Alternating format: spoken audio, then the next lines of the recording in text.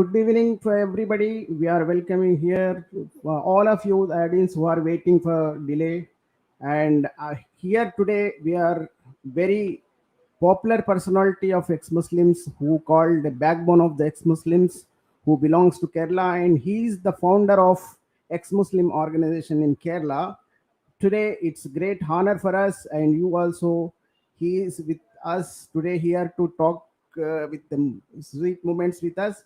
It's not an interview or anything. Just we are talking our sweet moments with the, and we are sharing our experiences and everything with each other. So I hope all of you has cooperating, and if you have any questions, please tell in our comments, and we will consider that to bring the answers from Arif sir. So I welcome Arif Bhai and Arif sir, who belongs to Kerala and one of the founder of Kerala's ex-Muslim organization, which is first in India. So it's great honor for us to having you sir here. Yeah, the pleasure is mine. Arif sir, Thank you. yeah, it's great honor for us. We are long time waiting for your sharing the opinions and experiences, because you are the only courageous people in India who are coming with the original identities, and which we are not able to. One slight correction that I would like to make at this point is that you were mentioning that I was the founder of ex-Muslims organization here. I'm not the only one. I'm just one among them. So we have 2-3 people here. So I'm just one among them. I mentioned that one of the founder member of the ex-Muslim organization, and I think you are the backbone of that institution, because for a long time I am following your movements in Kerala. If I begin with that, when the Chenganur Maulvi's issue was happened, Chenganur Maulvi, who has been killed by some of the jihadis, even though Chenganur Maulvi was not rejected the Quran and only he rejected hadiths, even though he has been killed in that moment. After that, I think whom you are calling Jabbar Mash is a EA Jabbar. I think Chenganur Maulavi, he was not an ex-Muslim, right? He was just a Maulavi, and he was speaking against the bad things that is happening. He was against this the azan being given in this loudspeakers and many other things inside the religion. Forgive me for intervening. Why don't we But after I think full-fledged ex-Muslim has come out, I think Jabbar Mash, because I don't know much about him, because I heard him very commonly very long back. He is the most experienced, I think. After that youth generation, you are the icon of the youth in the ex-Muslims organization in Kerala. So I really following you from long time, because I understood Malayalam. I cannot converse. Really? Yeah, that's why I'm following you. So, Malayalam പറഞ്ഞാൽ മനസ്സിലാവും. മനസ്സിലാവും. Oh, great. മനസ്സിലാവും. പക്ഷെ എനിക്ക് സംസാരിക്കാൻ ബുദ്ധിമുട്ടുണ്ട്. അത് ശരി. Okay, no problem. We'll continue. Because actually, I belong to Andhra. I am Telugu ex-Muslim. I know Hindi also, because I am doing Hindu also, this activism.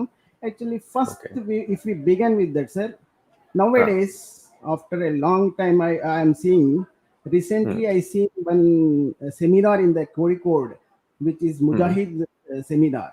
In that, what I seen was the change, because I think the change has been come out because of your movement and your activities.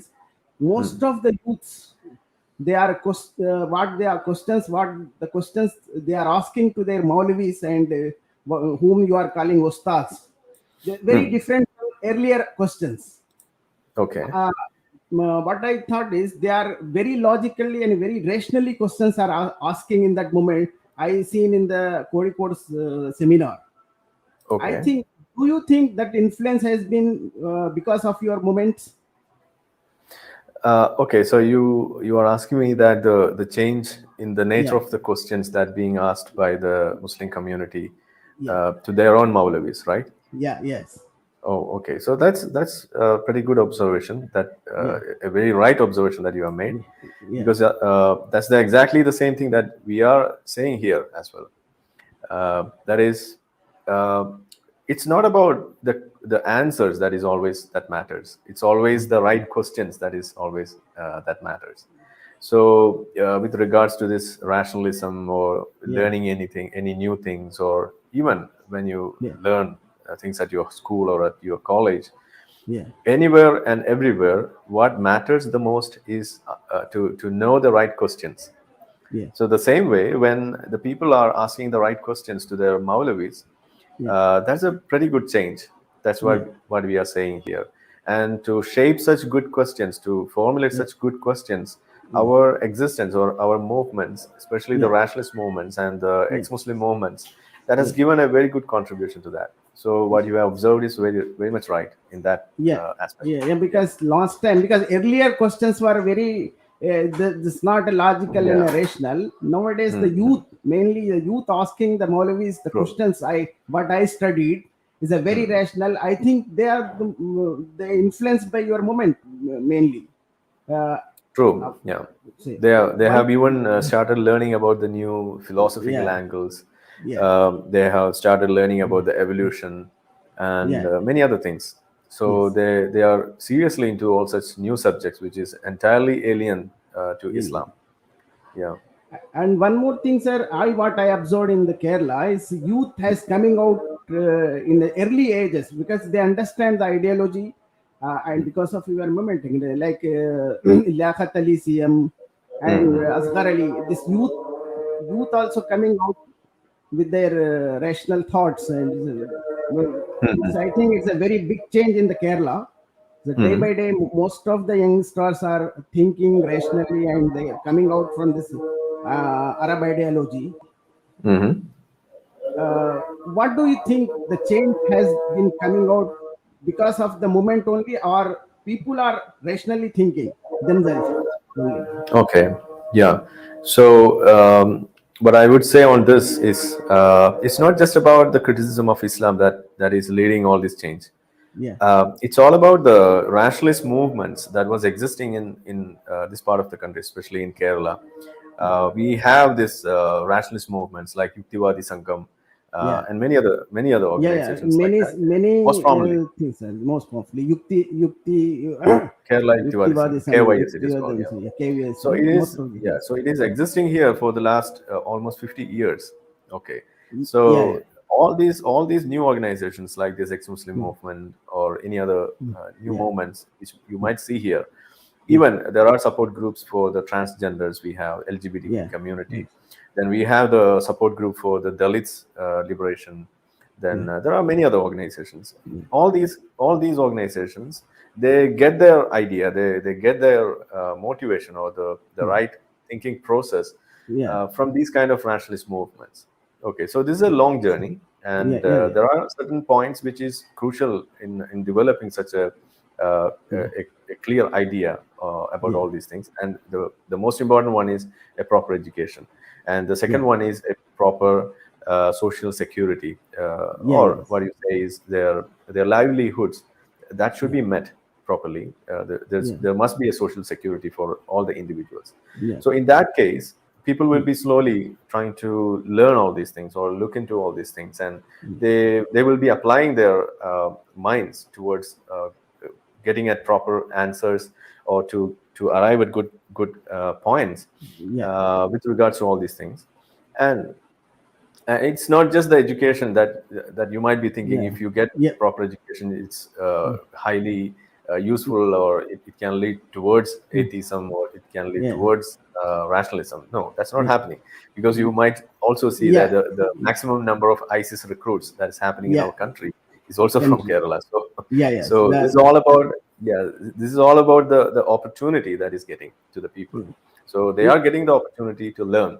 Okay, so they can learn anything if they learn it properly. There are two chances. One is that they can go into that, and they could be they can even become the extremists in that, fundamentalists in that. Or the second chance is to throw all of them and to come out of that. Like if you learn Islam, either you can become a jihadi, or you can become an ex-Muslim. That's the only two options. Yeah, So this happened. Yeah, I also what strongly believes is only the education will not make a man rational. Education is a different, and rational thinking and a logical thinking is totally different concepts. Only we cannot say only educated people will turn out to the rational moment, but I don't believe that.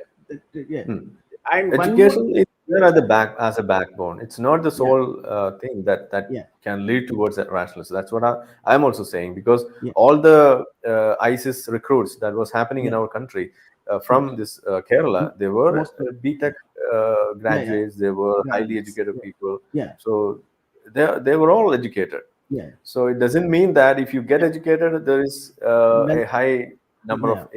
The, atheists happening. No, yeah, yeah. that's not what That I will was not. saying. The education will not guided you towards the rationality.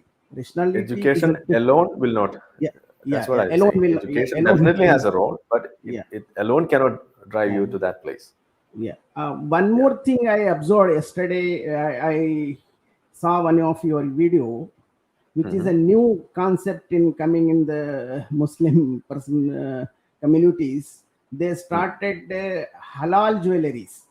Yeah. Yesterday I seen the concept is totally different. What I seen yesterday, you have did one video about that also. Uh, True. and one of your comment highly I think I really appreciate that comment. What you have told Okay. is if they put the label of halal, they can sold out the pork also. Yeah, true. That's Yeah, a business tool. yeah, yeah, business tool. And Yeah. they are dividing the people in the business also. They are dividing the people, like say they will say we, because most of the people don't understand the Malayalam.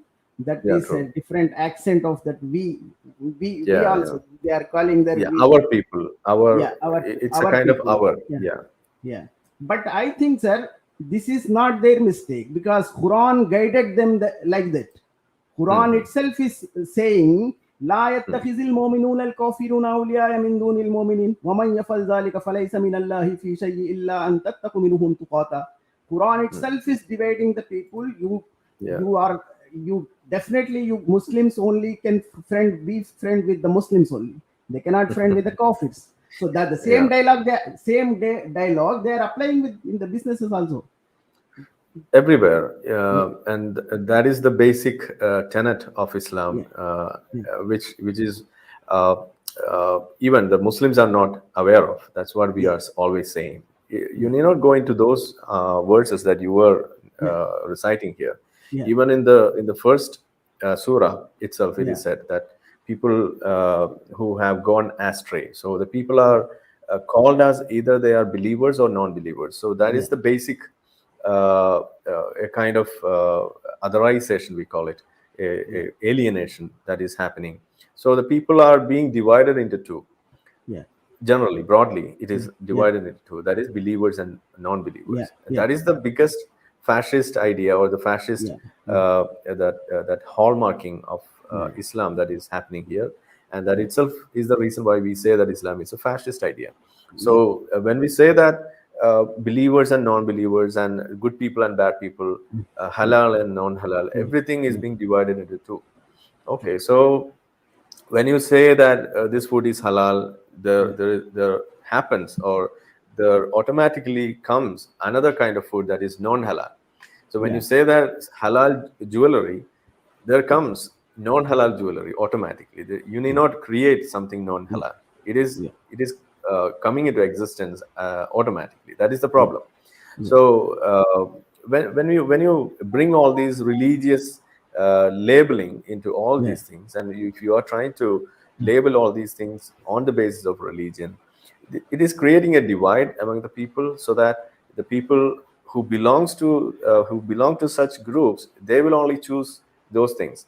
So if you see halal, a group of people will be searching for halal things, and they will be just going there. And more than the religious, or more than the divine reasons behind that, the biggest problem that is caused by such labeling is the divide that is happening in the business itself. So that's the problem. So instead of promoting or projecting it as a religious outcome, it is getting projected in effect indirectly as a business outcome, business problem. Okay, so the people are getting more business just because of such a label. So what happens next? The other people who are losing the business, they will come up with some other idea similar to this, which can compete with this, and they will be trying to get more business as a competition to this. So what happens next? This becomes a competition between this group and that group. So ultimately, what is happening here is that there is a groupism that, or we call it as a communalism, that is being happening here in the name of all these labels. Here, specifically as halal labeling.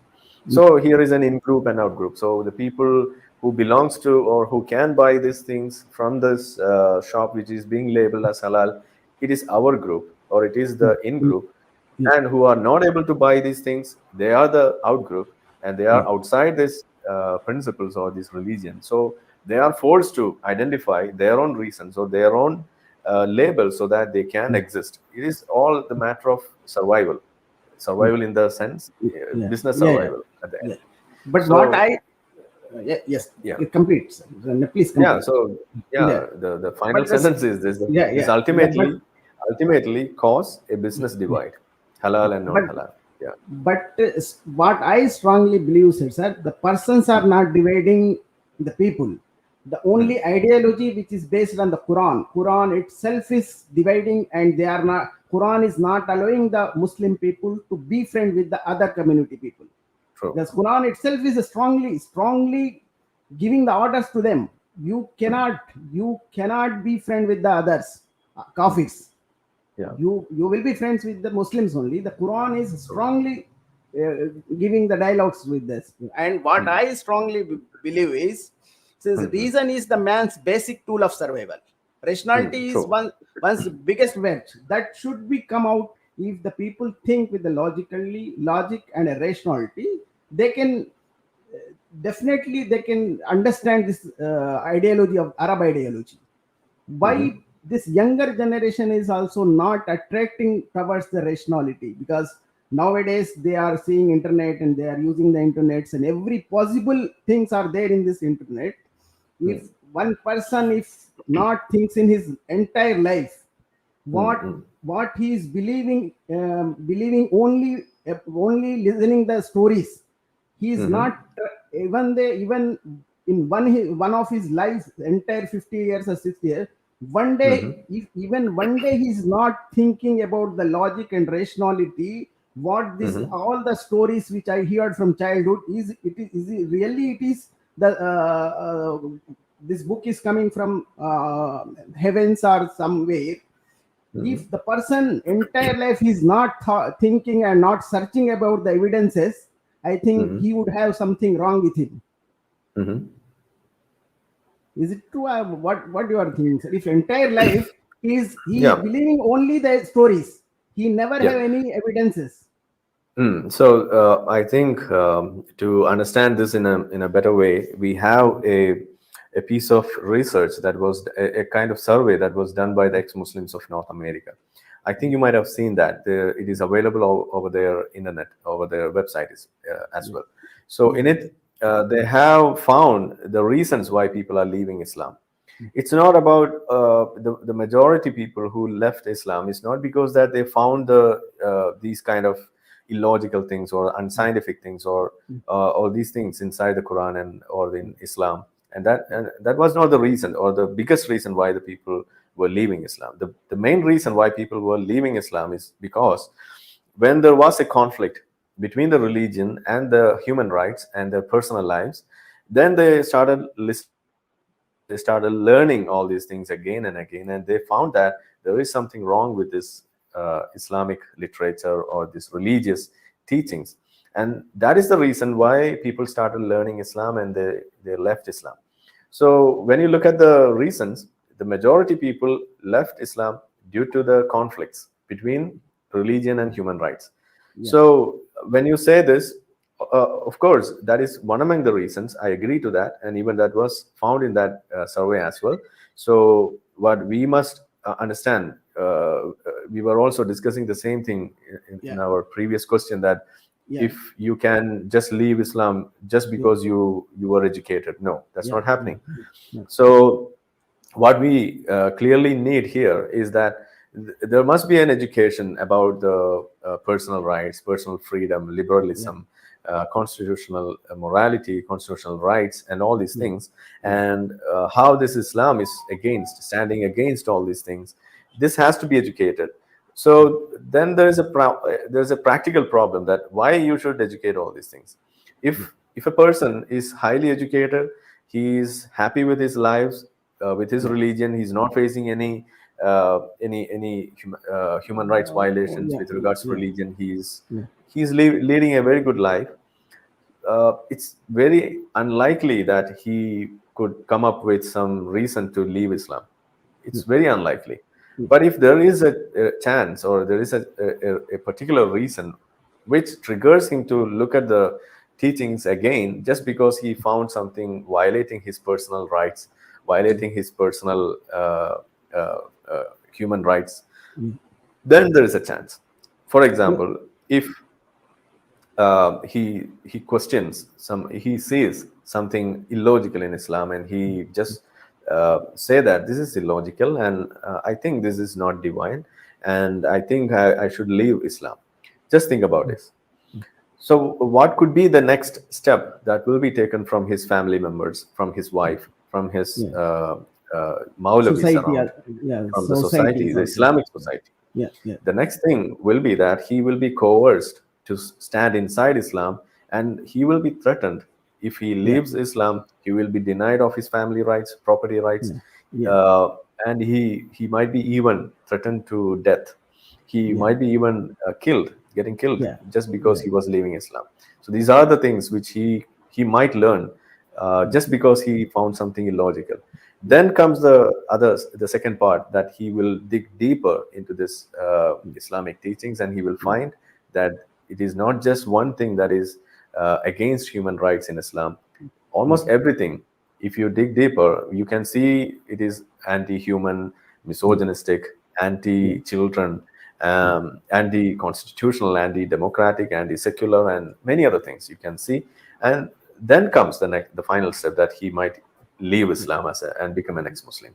So the simple answer to your question is, it is true, but it is not the only truth. Okay, and it is just one among the reasons why people are leaving Islam. And if people are not leaving Islam, it could be that they are threatened to stay inside by that kind of indoctrination that they are getting from the madrasas, where they will be constantly given that idea that all these negative thoughts that they might be getting is from the shaitan. So if you get some doubts regarding this Islam, you have to recite this prayer, that Na'udhu Billah, and you must just save yourself from this the idea of apostasy. So that's what happened. So I hope you now got it. खाजा पे बर्तन भी है तो ले लीजिए उनको एक बार. One more thing is, sir, what I the same thing what I asking is, these are the one side, the la ikraha fi din, they will say la ikraha fi din, and other side they are all those things they are doing to suppress the people who wants to leave it. That is the other thing. What point I raising is, what my point is, if entire life in 60 or 50 years, the person who is believing only on the basis of stories, even one day, 1 minute also, he is not thinking about the reality of this ideology, where from it comes and how it crafted. True. Even entire life he never thinks in a one time also, I think he would have something wrong with him, the person. These things are there. That is the power of indoctrination. That's what I was telling you.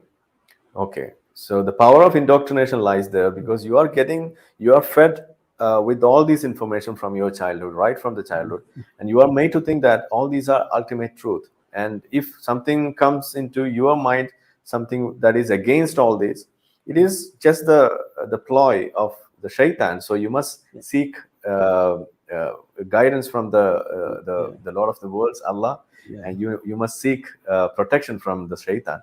And for that you have prayers even. So why should you fear about such things? So you are led to a prayer, or you are led to a fear, rather than you are led to an answer, or you are permitted to ask a question. So that's how this indoctrination works. But I think in India, Kerala people, you people only doing the entire seminars with their and debates. That famous debate also all over the Indian people and all over the world has seen, which has been between E.A. Jabbar and M.M. Akbar. That also very popular. But even though those people of those community, even though they are, that clips are keeping and they are giving some different interpretations, and they are putting the flocks of they win. One of the Balisheri Maulvis there, forget his name. Mujahid Balisheri. Mujahid Balisheri.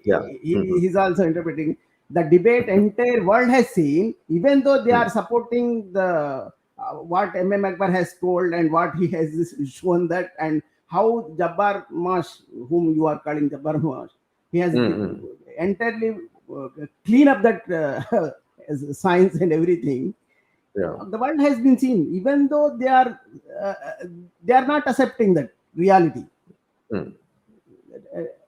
True. Because that's how these apologists operate. Okay, Islamic apologists. Apologists are there everywhere. Even in Christianity, you might have seen them. Even with Hinduism, you have seen them. Apologists coming up, and they try to they bring about some new narratives or some new reasons to to say that this is true. It is seen everywhere, and but the problem with Islam is that there are some popular ones like Zakir Naik and all coming up onto the television and then claiming it like that. And if someone just points out the problem with their apologetic arguments, then they are being called as Islamophobes, and they are not even able to express their viewpoints. But at the same time, you can clearly criticize any other apologetic arguments put forward by the Christians or by the Hindu, those kind of gurus and all. So nobody calls you a Hindu phobe, nobody calls you a Christian phobe. You can clearly criticize them. But if you criticize Islam or any of these arguments, you are called as an Islamophobe. So these are so this is something new that has come to Islam as a tool, as a shield which protects Islam from all these criticisms.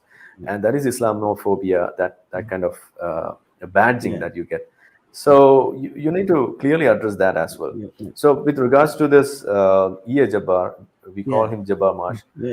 He is one among the most prominent rationalists. And he is here since last 30 plus years. 30, 40 years, yes. Yeah, 30, 40 years. He is operating here from his childhood. So he has done a lot of work in this angle, where he came up with a lot of criticism of other religions, and even mostly he did his works on criticizing Islam. He has a what do you say, a blog where he has written a lot of articles also. So we have such things here, and there are many other people like him, Usman Koya, then Abdul Ali Master, and many other people. Maur and Nasser, many other. So we have, after that, with the advent of this internet, we have a group of other people who just became more prominent using this this information technology. And one among the most prominent group is Essence Global, where they have a lot of people coming in and giving out lectures and debates and all such and activities. Seminar also, they are conducting a lot of seminars in many Essence Global. And it's not an organ. There are many organizations. Strongest woman is also there, whose name is Jamita Teacher. She's also doing a lot of work in this. And Jabbar Mash is really has done very contributed a lot of things in that. I read his articles also in many times. I learned a lot of things, and he exposed that science, they are claiming in the Quran science also, he very clearly Yeah. exposed that all those In science and fact, everything. Yeah. yeah. In fact, he exposed the Zindani project that was Zindani project. operating Yeah. Yeah. internationally, and he National was, I think, he was the person who introduced the yeah Zindani project to this project. Kerala people, and he Kerala has done people. a very good Yeah. introduction to that. A lot Yeah. of details on that was given Yeah. out. So that's one part, and the second part, why these apologetics are telling all this, even after showing clearly how this is wrong. All the scientific arguments, or the scientific, they think like that, but it's not really scientific. And even after exposing all the futility in such arguments, they still claim that it is scientific. So we had given all the information, we had given all the evidence to support why it is wrong, why it is not scientific. So still they keep on arguing that it is scientific. Why? Because it is exactly the same reason why we were telling before, that the power of indoctrination. And even I can vouch for that, because even I used to do the same thing when I was a believer, where if I hear something, a people someone criticizing Islam, if I claim that it is scientific, then someone else will come and say that it is not scientific. Then I can give n number of reasons to say Yeah. that it is scientific. So what was the reason, or what was the why I was telling all this in that Mm. angle, is because basically it is due to the way we understand science. Yeah. We had a very wrong understanding about science and how to apply the scientific method, how to read the scientific articles, how to use such information. These area we were totally ignorant of. So that was the reason why we just cherry pick some things, and we just say that, okay, this is scientific. So this was the way we used to do these kind of arguments. For One. example, Yeah. Yeah. yeah, for example, I can just give you a simple Yeah. Yeah. example to say this, because in Quran and in Islam, you know that he said, you think with your heart. Yeah. Okay. Yeah. The heart is your brain, as per Islamic Brain. Yeah. literature. Yeah. Islamic literature. Okay. Yes. So They there is using. nowhere in the, Yeah. yeah, there's nowhere in Islam that you can see a mentioning about the brain that is sitting Brain. inside your skull, Yeah. that Yeah. is thinking, and that is the center of thinking process, and where the mind exists. So it is never ever mentioned anywhere. But you can clearly see that the thinking process happens at your heart. Yeah. So it was clearly challenged in a debate, even by E.A. Jabbar. And what we Yeah. Yeah. saw there was that this Imam Akbar, the Islamic apologist, he was Yeah. coming Yeah. up and he was showing a paper, and that was Yeah. published by uh, Ronnie McCarthy. I Yeah. remember Yeah. so. Okay, Yeah. So. Rollin McCarthy. Yeah. Okay, so he's a scientist as per Imam Yeah. Akbar. Okay, Yeah. He's the and scientist. Yes. yeah, and Imam Akbar calls him as the heart scientist. Okay, Hard thing. he calls Hridaya Shastrajnan. Okay, in Uday Malayalam. Shastra. So that means, Yes. yeah, so that means heart scientist. So okay, so if I was a believer and if I was listening to Imam Akbar, and if I hear that thing, that Rollin McCarthy from Yeah. US Yeah. or some European Yeah. country, I Yeah. don't remember exactly from Yeah. where he was, and he will say that he has published something in this and this paper, and he has found some reason that heart is thinking. So what I would say as a believer, just mashallah. Yeah. Yeah. Okay, That so Subhanallah, yeah, mashallah. The word. so Yes.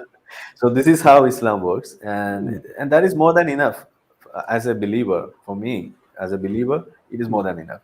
But since I was not a believer, I think critically. What I would do, I will just, okay, we'll take out that paper. We'll go to Yeah. internet. We'll take Google. Yeah. We will search Search. Rollin McCarthy Yeah. paper on heart brain. We will get that paper, the same paper which was shown to the public as a printout on that stage. We will get that, and we will read line by line. We will find the book in it, in the journal in which it was published, and we can see that it was a predatory journal, first of all. Yeah. Okay, and that was not validated by, or it was not peer reviewed by any other scientists or any other Yeah. experts. And more than that, this person, Ronnie McCarthy, he was not anyone. He was not at all related to this heart or cardiology or any Yeah, other yeah.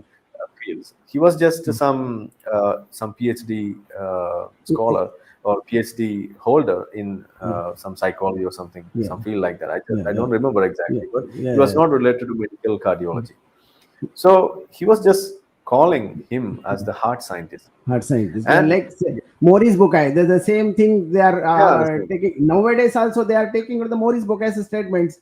Yeah. Entire the So world knows who is Maurice Bucaille and where how he given the yeah. statements. So finally, what happened was, as a critical thinker, I could arrive at a conclusion that the paper was a fake paper. It was a predatory journal. The published scientific piece of work, which was claimed to be scientific, is a rubbish. There was no clear scientific method followed. There was no scientific quality or scientific standard followed by that paper. There is nothing scientific in that paper, and it cannot be produced as an evidence in any case to support any of these claims, like that heart might be thinking. Yeah, So thinking.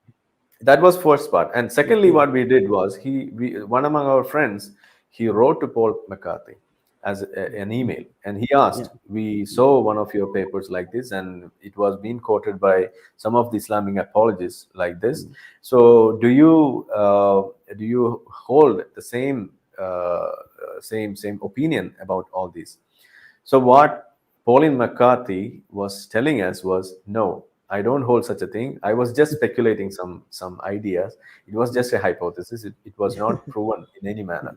So first thing was yeah, analyzing the paper and all such publication. And the second thing was to talk to the author directly yeah, and to find out what he has to say. That we have that opportunity here. Today we have that with the help of this internet.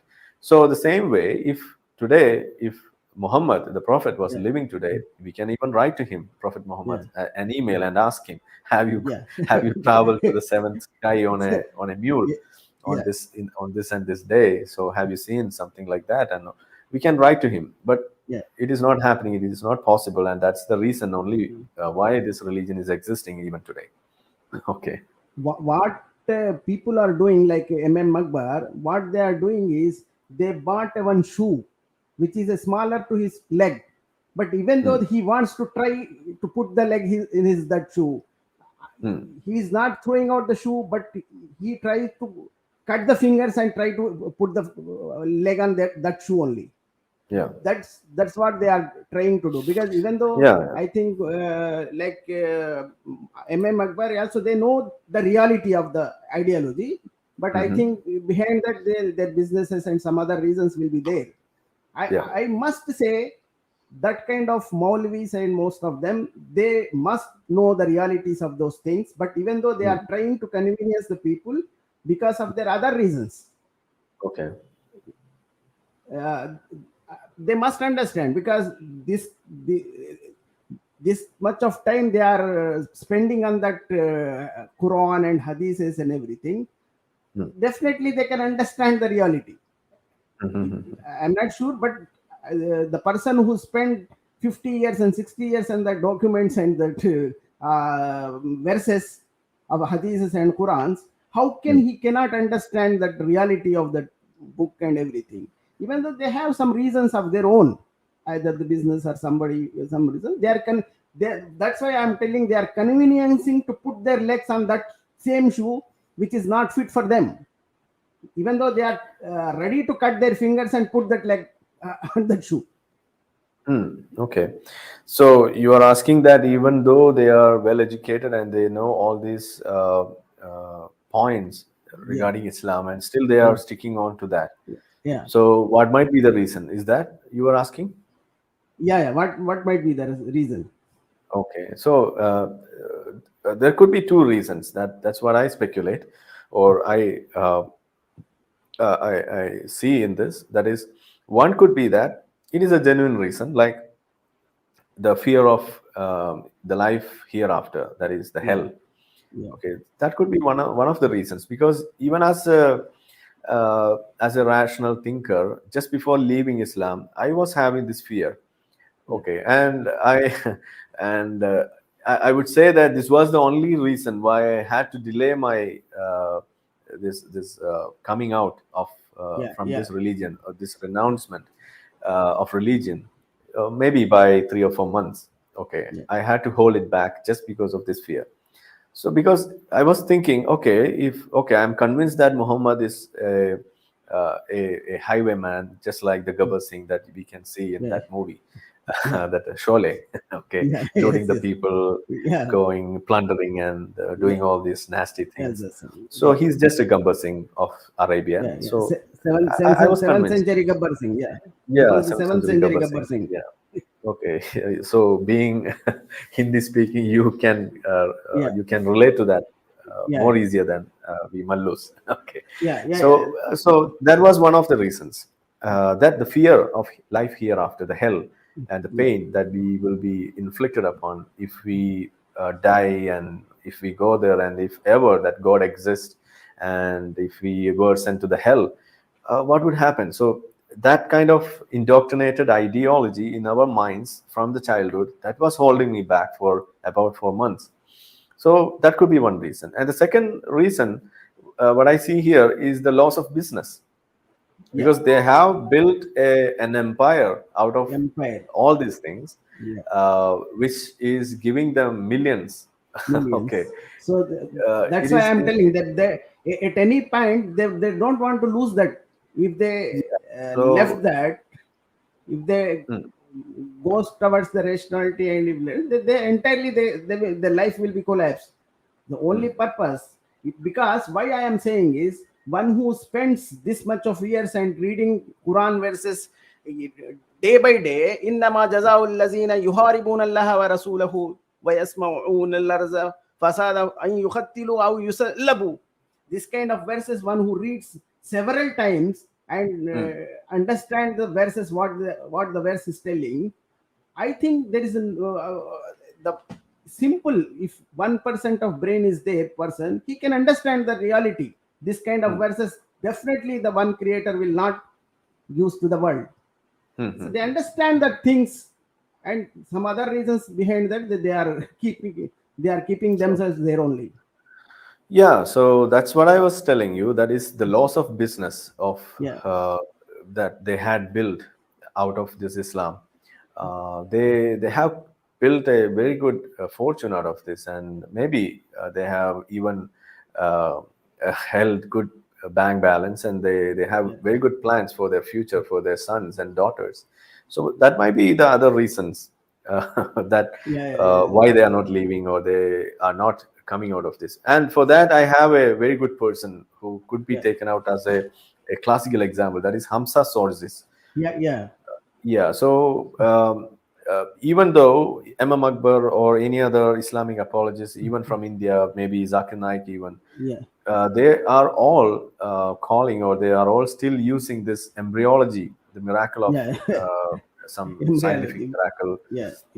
So that is being still called or used as a classical example of a scientific miracle in Quran. But at the same time, you can see that people, the Islamic apologists like Hamza Sorzis, they have already denounced, or they have already thrown out all these things. So he has even written a piece of work on his blog, in which he calls, or he states that it has, the scientific miracle narrative has become an intellectual embarrassment for people, for the apologetics like myself, because it's not a reality. There is no such miracles in Quran. So he has clearly understood there is no such miracles, but still he is an apologetic, Islamic apologetic. He is still doing all these things. He is still a Muslim. He is still a guru of Islamists. So so why he is doing this? There I highly suspect that he is looking at the business that he is getting out of this, the acceptance, and all such things. So maybe in the future, this complete.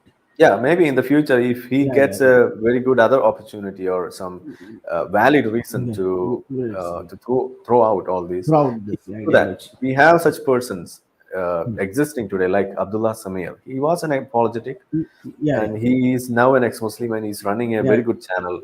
Channel. Abdullah Yeah, yes, Samir, that the Abdullah, friendly ex-Muslim, he's called. Yeah. ex-Muslim. Yeah. We have here Dr. Meera. Welcome, Dr. Meera. Yeah. Hi, Miraji. Yeah. Sachwala ji too. Hello, Pranam, and Namaste to everybody. Yeah. Welcome, Arafji, to Sachwalaji's channel. Okay. Thank you. So, Arifji, I recently spoke to a couple from Pakistan about exactly what you were just discussing about embryology. And first, the husband came to the program and he started speaking about exactly the same thing, how scientific and accurate Quran is in terms of embryology. Okay. And within like 5 minutes, he acknowledged that his, when he was not able to win the argument, his thing was, Quran is correct, my information is limited. Okay. He was not able to defend it. And then he said, so in great details, I went on to explain embryology and all the steps. And he said, yes, you are correct, but Quran is still correct. I don't have enough information to refute what you're saying. And then he said, but my wife is a gynecologist, head of the department. She's a gold medalist. Okay. Okay. So basically he was saying that she would have all the answers. So I said, great, I look forward to speaking with her. So as fate would have it, one day she came to the channel and I happened to be watching it, and I came and joined the channel and I spoke with her, and Abdul Hamid Bhai said, Miraji, why don't you go ahead and explain the steps of embryology, exactly what happens and how it happens. So my first sentence I said was that, the fertilization happens within the fallopian tube. So I explained it. And she, being a gynecologist and a head of department and gold medalist, as she had spoken, her first sentence out of her mouth was, no, it does not happen like that. And I was just flabbergasted. I'm like, okay. And then I went on to explain all the steps. And then I pulled up an article, from NIH, which is the gold standard from US. And I showed it to her. And now, you know what she said? I mean, the kind of things that comes out of these people's mouths. She said to me, she says, oh no, of course it happens in fallopian tube. I know all about it. I thought you said that a male sperm originates within the fallopian tube of a female. Oh. I mean, this is the extent to which they will go to protect Quran. So what did we do? We made a clip showing exactly what had happened. So my question to you is, yes, I understand these people who are fundamentalists at heart, and they have fear of going to Jahannam and all that, But what happens to the brain, the intellectual component of people who spend a greater part of their life pursuing science? I mean, where does that logic go? What compels them to disregard everything that is shown to them scientifically? Okay. So that's where we have to understand the two sides of our brain, the left and right brain. Okay. So we have this two hemispheres where we use the one portion, one half of the brain for analytical thinking, and the other one for the speech and the creative thinking, and all such division is happening there. Sure. I think you might be aware of that. Sure. So every human being is using both the sides of their brain. It is being used, but there's a problem in between. That is, there is a block that is getting created to stop this analytical thinking. And what is that block? That block is fear, and that block is all such elements that can stop you thinking. So this fear is being inculcated into your thinking process as a virus, or as a bug, which bugs your thinking process and stops you thinking analytically and to arrive at a much more learned conclusion. And above all the outcome of our thinking process is mainly dependent upon the information, the starting information from where we start processing our thinking, the information, and we think about that, and we arrive at some conclusion. So if the information we start with is wrong, the conclusion too will be wrong. So for a believer, they will be more focused on cherry-picked data, more on these kind of data from the people whom they find appealing, or they might be falling into the trap of logical fallacies like appeal to authority and all. So just like they will be more biased towards the papers that are published by some Muslim names. The researchers are Muslim, they will be more attracted to that. That you can see with regards to the papers. If they were asked to produce for supporting the benefits of Ramadan fasting, you can see them coming up with papers published by Muslim names. So that's the kind of cherry picking and cherry picking that they will do. And if you ask these people to bring up some papers to show the evidence to support circumcision, they will come up with papers published by Muslim names, because that they will be more aligned, or they will be more biased towards that. So for a rational thinker, it's not what happens. We will be depending more on systematic reviews, meta-analysis, and all such higher levels of evidence, where we will be arriving at a conclusion by analyzing a lot of papers, irrespective of the publisher or the person who was behind. So all these information, the biased information, the bugs in between your causing bugging in your thinking process, these are the reasons why you are not able to coming at a right conclusion. It's not because they are not thinking, it's not because they are not intelligent, it's not because they are not rational, it's not because they are not well educated. Everything is common. You look at Osama bin Laden, he was an engineer. You look at Al-Zawahiri, he was a surgeon. You look at Baghdadi, he was a PhD person. You look at many other people like that. All of them, all the well-known jihadis and all these fighters, they were all well-educated. Imam Akbar, he's a MSc physics or some, MSc or BSc physics. Physics, I think. Yeah, physics. So even Zakir Naik, he's a doctor, medical doctor, you know that. Jeez, yeah, right. Of course. Just one thing about this then, it keeps me thinking is that when we go to a professional place to get education, we depend on the curriculum to give us the information, and we process it, we assimilate it, and then we use it in our profession. But when these people have such inherent biases to begin with, then how much of that information are they really taking in? So then somehow it tells me that maybe they just have these degrees in name, but they don't have the same quality of information that they have made part of how they practice their profession. I don't think that way, because even I was a doctor, okay, a homeopathic doctor. Excellent. So and I was a believer at that time. At the time of graduation, I was a believer, a jihadi believer, you must say.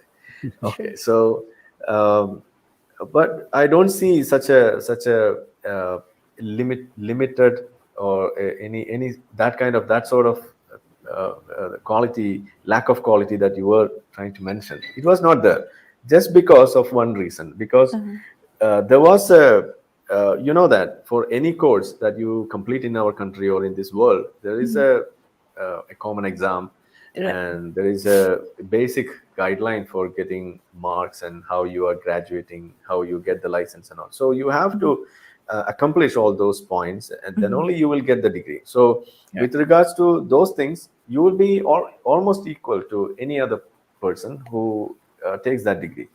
But there is a difference that comes in, and that is where you find something that is miraculous, or something that is beautiful, or which is beyond your understanding. Like, just for example, I'll tell you, I was doing my first year in BHMS, and we used to attend the anatomy dissection. Okay, so at that point, when we dissect the human body and we find the kidney sitting in the corner, the first thing that comes to our mind is mashallah.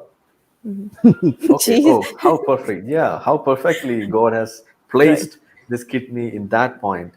So, because it is tightly packed, there is no loose area, anything around this kidney. So it is tightly kept in a, what do you say? Sure. It is the right spot for kidney. That's Right. how we understand when you open up the abdomen of a cadaver. Right. So the very first thing that comes to our mind is mashallah.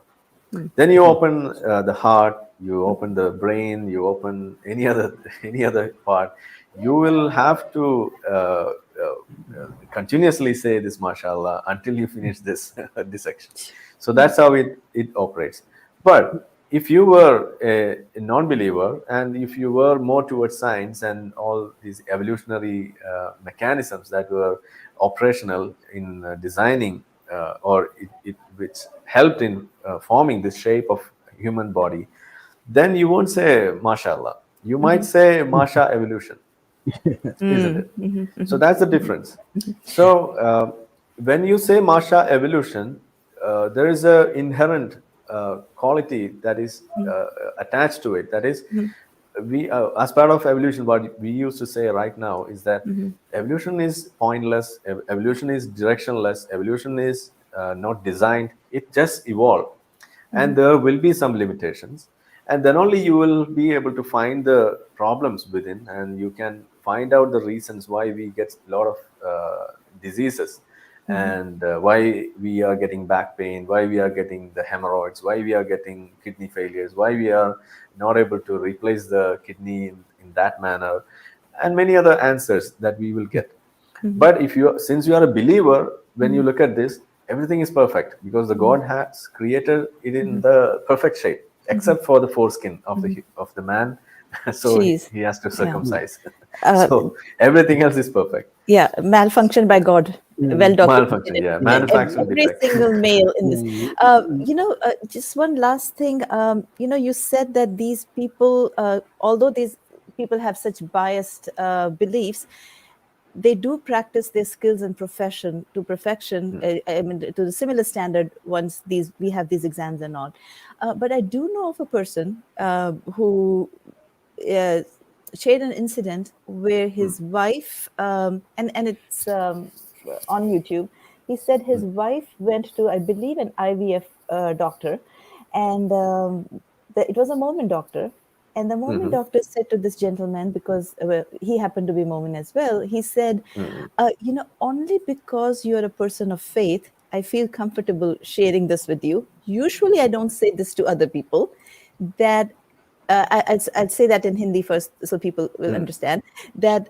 Then I can. Yeah, because there's something about this that you can only say in Hindi. You understand Hindi, right? Yeah. Okay, Yeah, perfect. we'll try. He said, you can test it out. जी कि महिलाओं की बच्चेदानी में, uterus में एक फरिश्ता रहता है. वो, just think that this is a highly skilled gynecologist doing IVF. Within the uterus of every woman lives a farishta whose sole job and purpose is to bring the sperm and ovum together and make this happen. So what the hell are you doing, doctor? So that's what he's saying, right? So this guy, as soon as he came out of that office, took the doctor's prescription, hurriedly threw it in a dustbin, and hurriedly took his wife in search of a non-Mormon doctor. Okay.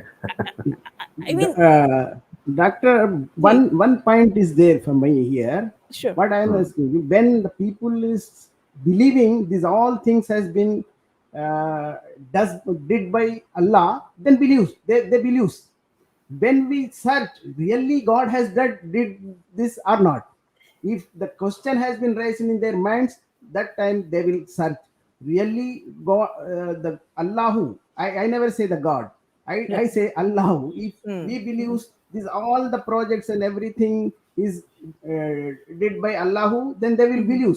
Really, He is a great, because these are the systematically He did. But when the question has been raised in our minds, really the Allah who has did it or somebody has it. That is the change when comes in our minds. If we go along with this question, we will come out from the ideology. If never go, we stuck there only, we will stand with that ideology. But why? One more question I ask, Sir Arif, sir. This much of strong believer you are that time when you are studying in the medical college, but which point triggered you to the searching the reality of this ideology? What the strong point you have find out in the Islam or in the Quran?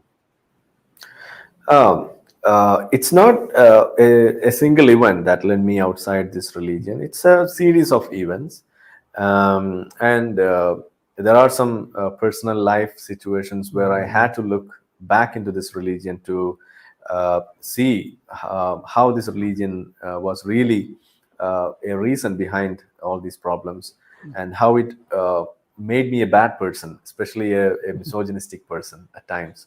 So the two things which led me, or which made an epiphany to me, is one is the misogynistic aspects in this religion, and the second one is the slavery that is being promoted by Islam.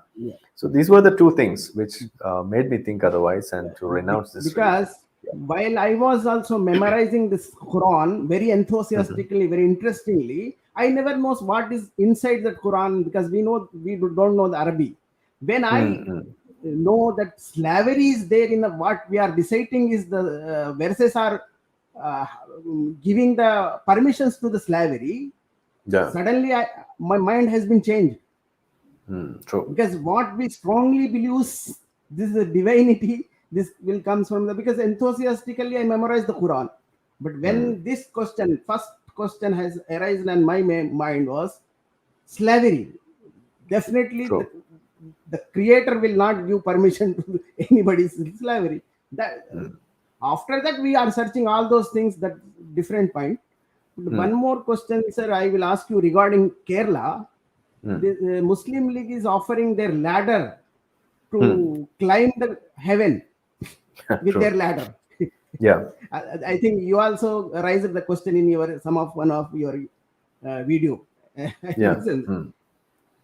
True. That is the point. They are attracting the people of Kerala.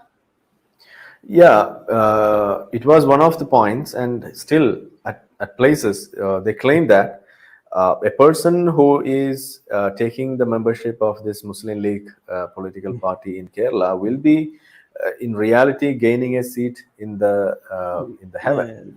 So that's what is being propagated here as a reason to join this Muslim League. That's one point. And the second point is that if you leave Muslim League, you are not just leaving Muslim League as a party, but you are leaving the religion altogether. So this is what is being promoted as an idea. Their ideology, they constructed like that.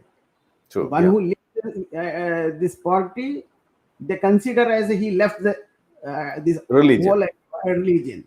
That's why they are giving their ladder to offer to climb the heavens. This ladder is the political only symbol.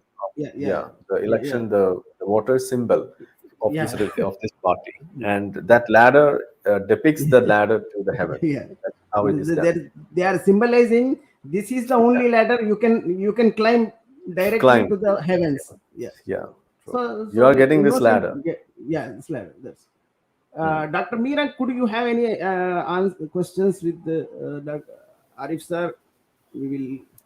Otherwise, I think one more hour has completed. I think I'm okay. We can take callers if you like. And I also was thinking, since many people are watching this in Hindi, when you have a conversation with Arif ji, then maybe I should say kind of summarize that in Hindi so people can understand it. That would be nice. Sure. Can we take one more caller from our sir? Visit Arif sir, can we take one more person or any other person? One or two you can, no problem. खाजा भाई अगर कोई है तो ले लो साथ, अगर हम बात करेंगे फिर। हम बात करेंगे जी जी। I think you understand Hindi. Thoda thoda. Arif ji, I was going to ask you that I missed quite a bit of what went in the stream so far, so I joined late, unfortunately. Do you feel that in Kerala, conversion has increased in recent past, say in last couple of decades versus before? Like more people are turning to Islam in Kerala, or less, or similar?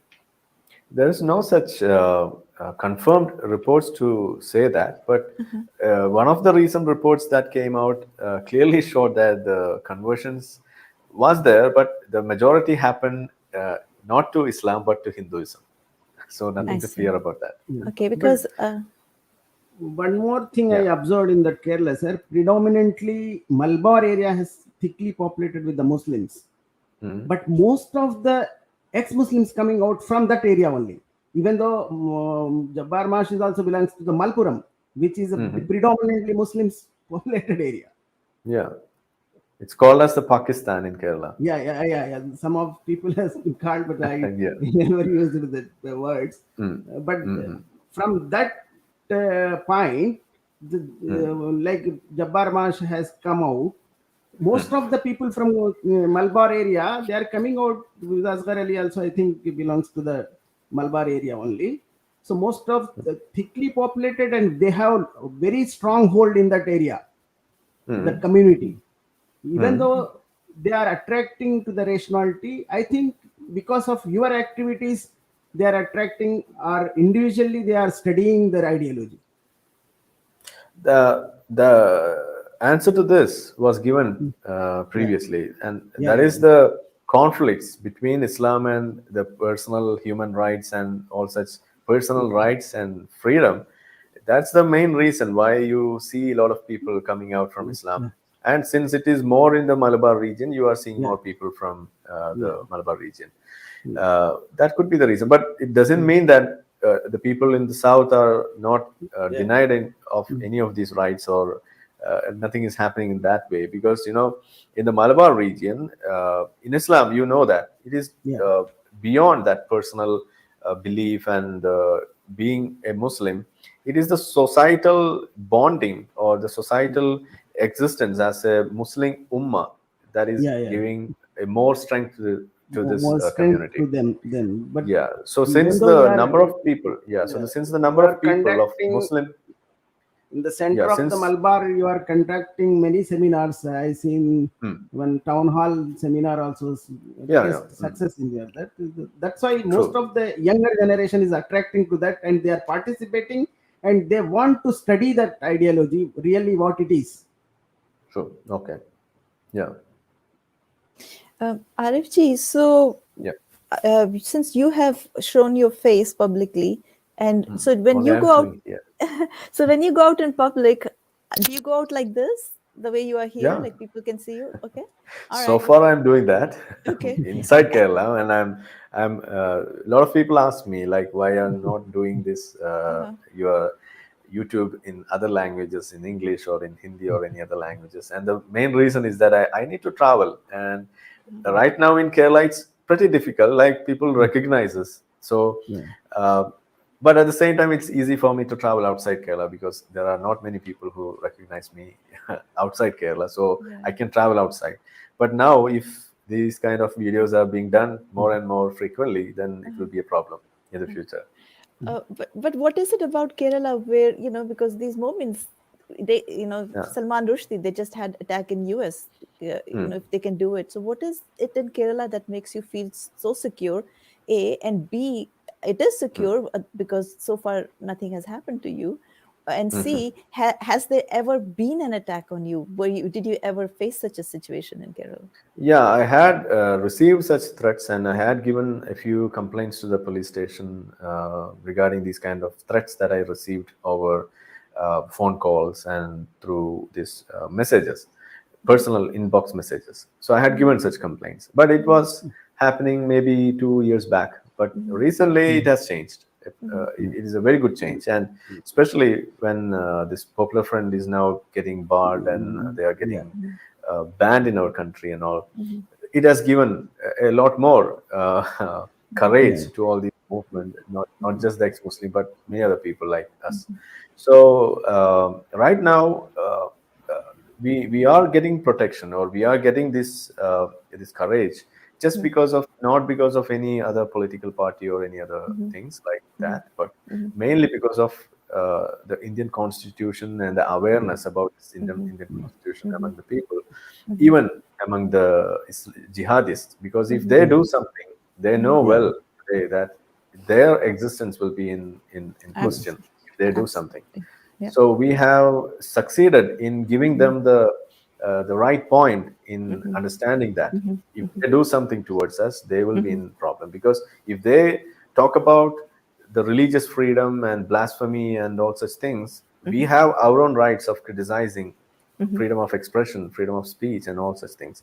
So if they are taking the Indian Constitution for their own rights, we are also having certain articles in the Constitution to take out and to speak for ourselves. So if they come up with some things like that, they will be in trouble. So maybe that's the reason. And I think the latest occurrence of such a atrocity that happened in our state is Joseph, TJ Joseph, that his arms were chopped back in 2010.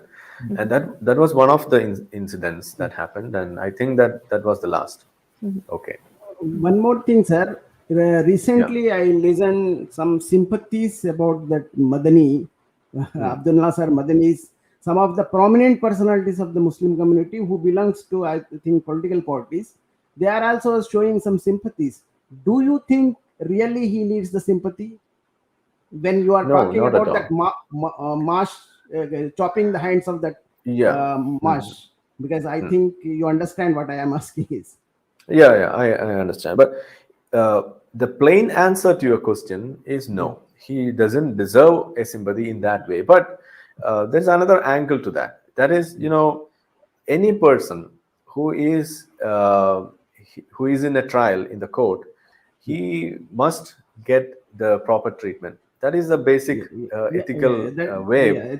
Ethical way of the process. Ethical way of doing things. Even if you are dealing with a jihadi, even if you are dealing with a molester, a robber, or any person who committed any serious crime, he must be dealt in a manner that he is a human being, but he deserves the punishment, and that should be given at proper time, and that's how he is given the justice. But the justice in his case will be a death punishment or a whatever it may be. Whatever. So here, what happens is that in this case of Madani, he is being his case is being dragged like this, and that is giving him a chance for such such arguments, like he is denied of his personal dignity. That is the problem here. But with regards to his words and his actions and his earlier these kind of speeches and all, he doesn't deserve anything. But there comes a conflict, and why we need such a conflict, and that has to be taken care of by the political parties here. But they are not doing it, and instead they are giving a chance for this radicalizing forces to use such instances and cash in on such things to create more divide among the people and the communalism and all. So that is something very bad happening in our society, led by the political parties, and that is despicable in that aspect. And I saw one question here. I need to answer that. Asghar Ali was beaten very badly by Islamists in Kerala. That was one comment here. Yes, he was beaten. He was beaten by his brother and their company for leaving Islam to take him back to his home. He was not beaten just by a random group of people. So there's a difference in that. Difference, the problem that we were trying to discuss there is that when a person leaves a religion, then he is being forced to stay inside, and for that, even your brother, your sister, your uncles, and the male members of your family will be taking the lead in using force against you. So that was the point that we were raising. It's not just Islamists. When we say that, the whole point will be missed there. So it is their own family members that they were doing. And every believers in our state knew that It was done by their family, and that was the reason why they were telling that it was just a matter of family feud between the brothers and two brothers that was happening. It's nothing related to Islam. But that was not the case. It was just because he was leaving Islam, his brother came in and he was trying to force him to go back to his home, and they were trying to lock him up. That didn't happen. Yeah. And most of the people are confusing with the. I think one more person is there who is very active in YouTube also, Liaquat Ali, I think. Liaquat, CM Liaquat, I think. Yeah, Liaquat Ali. Yeah, he is the other co-founder of this ex-Muslim movement. Yeah. Ex-Muslim movement. He is also the very rational and very active in YouTube. I listened him very much. Very interesting comments he is doing in the YouTube channels also. But most of the people are confusing with Asghar Ali and Liaquat Ali, because northern side of people don't know about Liaquat Ali. Most of the people knows only Asghar Ali. When I talk about the Liaquat Ali, they thought I am talking about the Asghar Ali. Oh, okay. So I want to clear it here. Yeah. Arif ji, I don't know if you're aware of, you probably are, about this think tank in Pakistan. They have a YouTube channel called Black Hole, and Professor Pervez Hoodboy, he leads those conversations. He's a neuroscientist, nuclear physicist from MIT, Harvard, and so a brilliant mind. And I often visit that YouTube channel, and it's like really a breath of fresh air to hear people like that who are actually open in Pakistan. And he says that the whole reason why Pakistan is in the state that it is that when India and Pakistan got their independence at the exact same time, actually, let me backtrack. He said when Britishers first came, and most of the people, riyasats, were in the hands of the Momins, and a very few of them were ruled by non-Momin rulers. He says when the Britishers came, they offered modern education, and it was the Momins who said, no, we don't want that. We're going to stick with our beliefs and stick with what's in the book. Whereas the non-Momins grabbed it as an opportunity and ran with it. They became educated, highly educated. So when the time came for independence, while Pakistan had ample amount of resources, in some ways they got the better part of Punjab and better resources. They didn't have enough well-educated people to run the system. They were basically, in Hindi, we would say jahils. And that's in what Arabic too. Good. That's true. It's not really. So they were jahils, and he said the Indians, they were well educated, so they took their country to, they used it, and they further pursued science and education. And look, in the same amount of time, with the same people, in similar circumstances, where India is today and where Pakistan is today. He says that the sole reason we are in this state is because we pursued this book. In spite of that, what is happening in Pakistan, we are all very aware. The whole country is literally come to its knees, and it's at the breaking point. But interestingly, when the reporters go and speak to a common man on the street, as well as the doctor who came in the stream yesterday, he said the same thing, that what do you think, where did we go wrong? Like, how can we get out of this? And invariably, every single person says this. They say, हमको इस्लाम नहीं ठीक से follow किया, हमें और जोर से इस्लाम follow करना चाहिए था और मजबूती से इसको पकड़ना चाहिए था. So Dr. Hudbi says that this is a rope that has been coming from 1400 years, and we are holding on to the end of the rope and traveling backwards.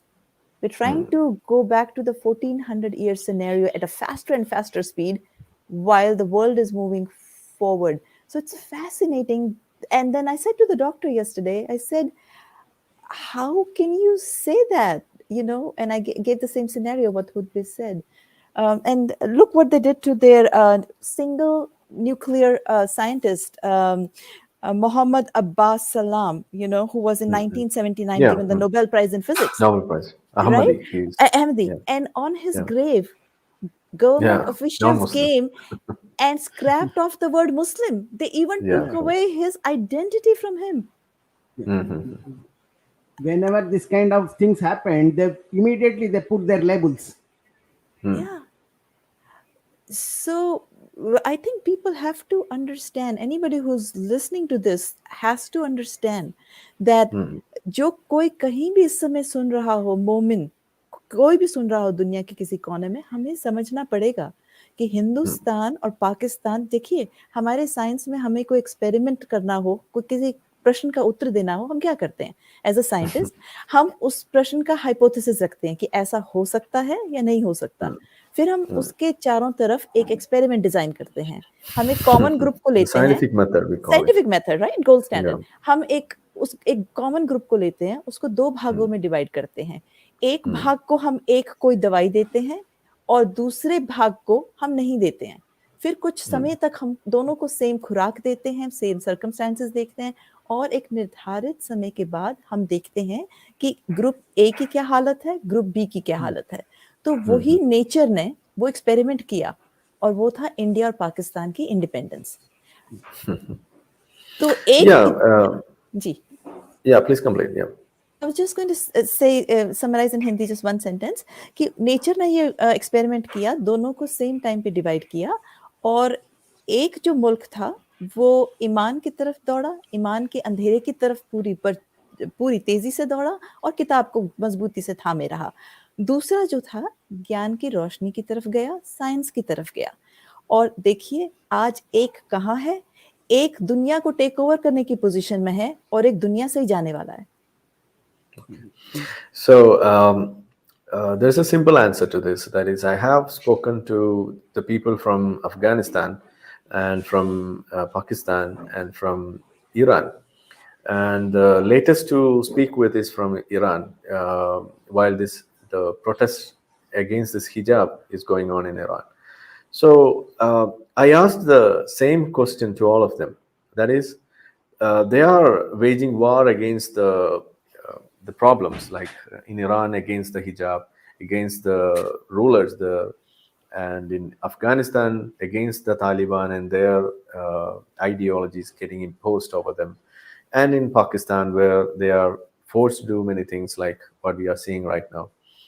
So I asked them the same question, that is, whether by seeing all these problems and when you are fighting against all these problems, do you think that the sole reason behind all these problems is the religion? And are you ready, since you are ready to see this as a problem, are you ready to denounce Islam or to criticize Islam because Islam is causing this problem? So this was the same question that I asked to all of them. And there's no surprise that the answers that I got from all of them was the same. That is, no, Islam is not the problem. It is just the problem with the rulers there. It's just the problem of the Talibani people. They just misinterpreted Islam and they were doing all these things. In Pakistan also, Tahriki Taliban, they were doing all these things because of their vile intention. It's nothing to do with Islam. Hijab, it is just because of those people. It's nothing related to Islam. So we are not ready to throw out Islam. And there was a warning for me as well. That is, please shut up. I just asked you for supporting our movement. You need not criticize Islam. I know that you are an ex-Muslim, but don't criticize Islam. So that was the final threat that I was receiving. So just imagine. So in Afghanistan, Taliban came to power not by any external influence. It's by the internal influence, where there were people in Pakistan, in Afghanistan, who wanted Taliban to come into power. The same way, there are people in Iran who support hijab. The same way, there are people in Pakistan who want Sharia law to be implemented in their country and to turn Pakistan to a true Islamic country. So it's all about the religion. It's all about all these scriptures and all these teachings. But since they are indoctrinated into that, in a way, it is very difficult for them to question it. It's very difficult for us to make them understand the problems that they are facing is due to this Islam. It's very difficult. And maybe in the future there will be a time, maybe it will come, and that's how the whole world has changed. There are many other places where the people have transformed and have moved away from Islam. So we can expect that will happen. But the price that those people will have to pay for such a transformation will be huge. Loss of life and loss of livelihood and loss of children and many other things, and even climate damage that might be caused due to the wars and all such things. So it's very difficult just because of this book and the religion. So only way or a single thing that might be a savior or as a messiah to save the world from this book and all these atrocities inside it is that I see is the internet. We need to give out all this information. We need to popularize all these things so that maybe some people from them, like there are some Pakistanis like Haris Sultan and many other people like him, and there are many other people from other parts of the country, other parts of the world as well, who are coming out from Islam and becoming ex-Muslims, and even in disguising their identity, they do all these works. So let us help them out, and that's the single reason why I am here as well. Just it's like I am talking to the. I'm not giving a negative comment, but still, just imagine a person giving out a lecture, looking at the pictures. So yeah, I'm hopeful that one day we will be able to talk like this without masking ourselves like this. I'm hoping for that, and I'll be there that day also. Don't worry. I mean, Dr. Miraji's answer, one of the point I will give you, Islam is believing their success is going back to the 7th century is their success. Islam strongly believes their success is only they have to go back in the 7th century. This is the only success of the Islam. But when our society on world is growing other side, but Islam believes their success is only on the 7th century. Go back, all the people on the 7th centuries, they have to stuck there in the 7th century. That is the success of the Islam. They what strongly Islam believes. Quran and their teachings believes. And Arif sir, one more question last I think I will ask you. But one more good thing I find in the Kerala is most of the well-known scholars whom you are calling Wastas or Maulvis, they are coming forward to discuss and debate with you, ex-Muslims. But comparing to the northern part of the India, most of the well-known people are not coming out to the discuss with the ex-Muslims. But in Kerala, most of the well-known and Maulvis are coming to debate with all of you. I saw that. Do you believe that, sir? It's not an easy task that I'm seeing here, or it didn't happen all of a sudden also. I think I have seen some people like ex-Muslim Sahil debating over the TV channel with the Maulana Sahib and all. You don't see such a thing happen in Kerala because we had this clubhouse debates that was very much popular here since 2021, and throughout all those debates, almost all the prominent Maulavis and all such gurus of Islamists, they were going undercover because they were not they were searching for a hiding place just because they were not able to withstand the kind of criticism that were going on. So since that happened here, it was very difficult for us to get them on the screen over these channels or in the TV channels as well. So I don't think that's easy here. No, I'm not talking about the TV channels and your own channel. Wherever it is. Yeah, wherever it is. Only because the second line of second or third line of people they are only the persons who are coming. You have conducted in Kochi, that's the biggest seminar that day also. You told most of the people has not who given the words also they are coming went back. They are not the first line. The first line Maulanas, they are still undercover. They are not coming out.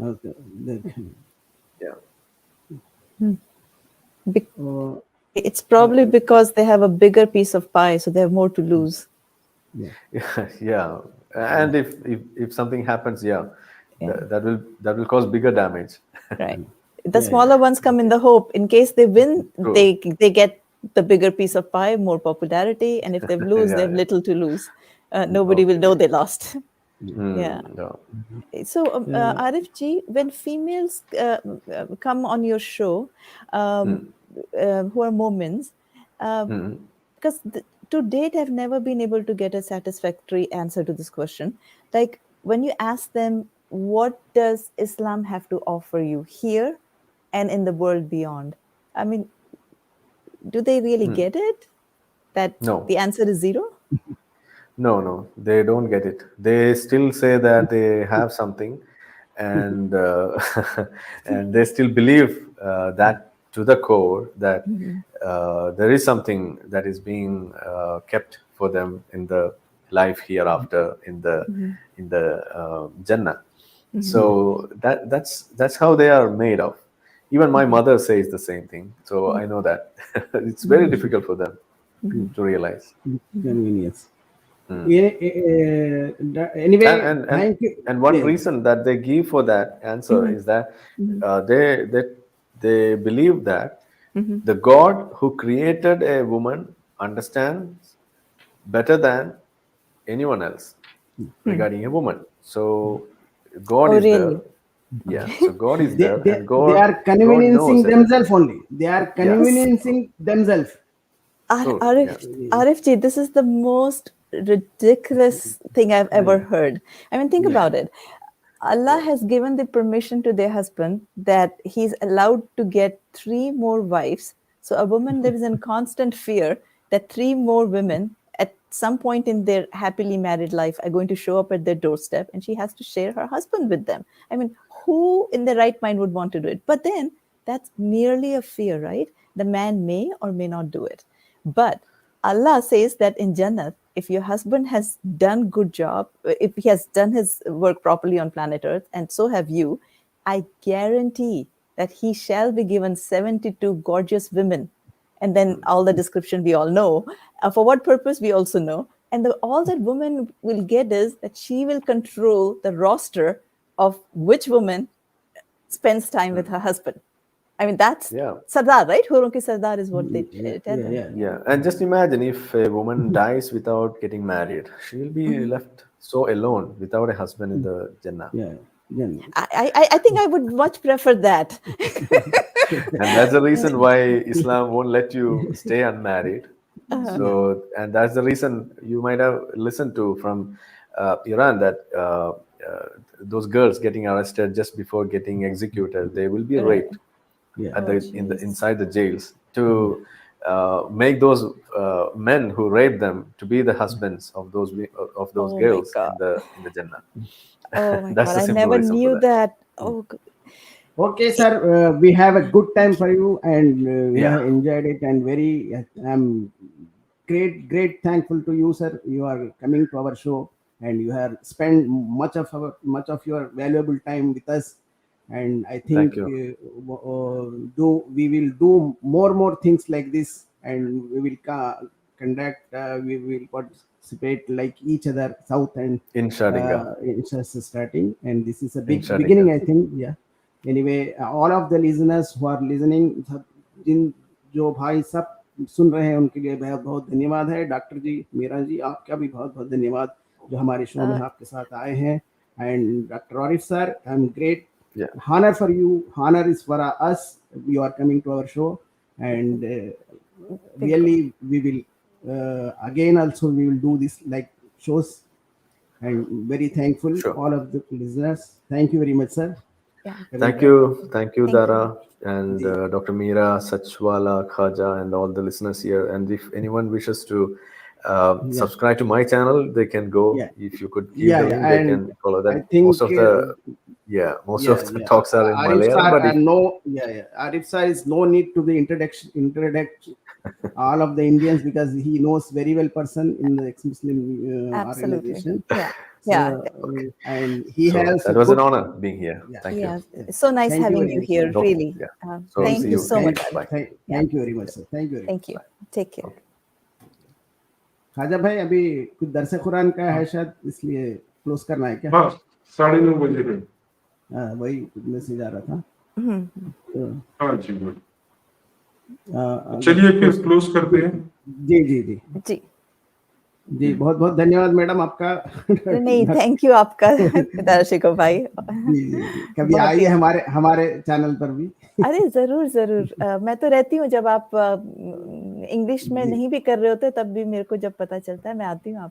आपको तो हाँ, मालूम ही है। हाँ नहीं, मैं तेलुगु और हिंदी में करता हूँ, इंग्लिश में तो खैर हाँ अब- हाँ, मैं आयम दीदी हूँ ना दर्शकों भाई। नहीं, मैं समझ, आपकी आवाज तो मैं पहचान लेता हूँ ना। अच्छा ठीक है। आवाज, if you change name also I listen my oh voice. दर्शकों भाई, वो गाना है ना, मेरी आवाज जी, ही जी, मेरी हाँ, पहचान मेरी है। पहचान है, मेरी आवाज ही मेरी पहचान है। जी जी जी। बहुत नहीं, आपकी अनोखी आवाज है, जिसमें अरे बहुत अरे ही- अरे अरे दर्शकों भाई, नहीं, जो कोई भी नहीं भूल सकता, मैं समझता हूँ आपकी आवाज जो ऐसी है, इतनी मीठी, इतनी सुंदर अरे आवाज। मेरे प्यारे दारुशिको भाई, आपका बहुत शुक्रिया। नहीं आरिफ जी, देखिए खुले जी। में बिना कुछ किए या, अपना या। जो फेस दिखा के काम कर रहे हैं वो बहुत बड़ी हाँ, बात है। इस करेजियस है ना? पीपल, बहुत करेजियस पीपल हैं, और क्योंकि वो कर पा रहे हैं, हम सबको हाँ। उससे हिम्मत मिलती है।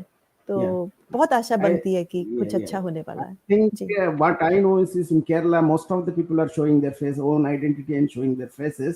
Well, ji. 300 people are there in the Kerala. It's a अच्छा। surprising thing in the small state, ji. where the predominantly Muslim area, but 300 people are there, ex-Muslims, who are showing their faces. It's a great thing. It's a great honor for us also. Thank you very much बहुत for अच्छी- all the audience. And ji, great time with you. We will meet you again. सभी लोगों का बहुत बहुत धन्यवाद, जो कुछ सुन रहे हैं, हमारे सुन चुके हैं, बहुत बहुत धन्यवाद। जय हिंद, जय भारत। जी, जय हिंद, वंदे मातरम। जय हिंद, वंदे मातरम।